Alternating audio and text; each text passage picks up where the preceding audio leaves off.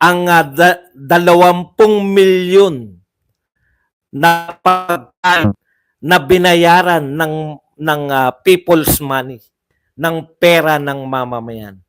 Let the whole country witness. Hayaan ninyo ang buong mamamayang Pilipino na makita, no? Masaksihan how voracious and gluttonous these honorables, kung gaano kasisiba, kung gaano kasisibang magslamon. grabe yung mga wordings, no?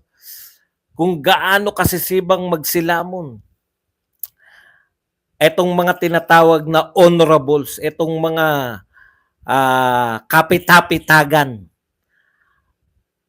while Filipinos die of hunger, habang ang mga Pilipino ay namamatay sa gutom.